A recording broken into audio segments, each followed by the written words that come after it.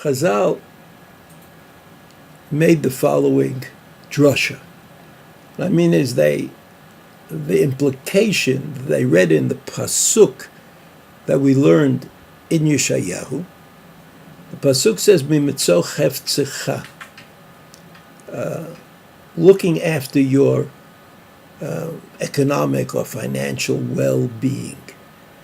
Chazal said, "Mimitzo cheftzecha, chafatzecha, cheftzecha asurim." You're not allowed to think about, talk about, work about your own business. But cheftzei shamayim mutarim, that's what Chazal said. That if you're planning, thinking, arguing, even implementing sometimes, something that will happen after Shabbat, but that something is for the purpose of a mitzvah, then that is mutter according to this dictum.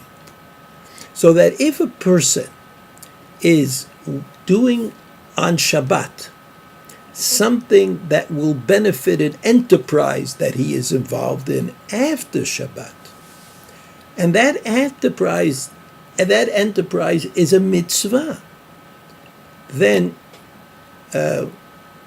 even though doing that mitzvah includes isurim, prohibitions that are connected to Shabbat, it is permitted, right? Permitted. And so on Shabbat, it is permitted for a person to look around and say, where will I build my sukkah tomorrow? Where will I put it? What is the best direction? Since building the sukkah is itself a mitzvah,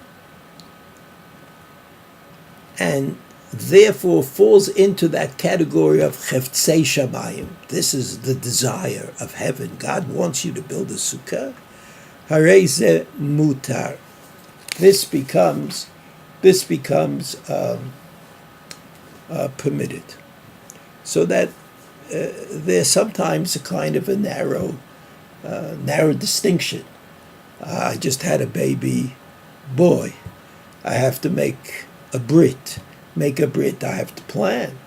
Where's the place going to be? Who is the caterer going to be? So if I talk about those things, and I talk about those things on Shabbat, even though none of them, hiring a hall or getting a mohel or organizing the people to come, none of that is really part of Shabbat or permitted on Shabbat.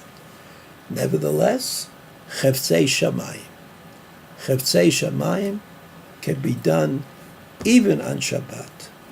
And the mimtzo cheftzecha prohibition that we found in Yeshayahu, which the Chachamim understood as being a very serious prohibition, that does not apply to a case of cheftzei shamayim.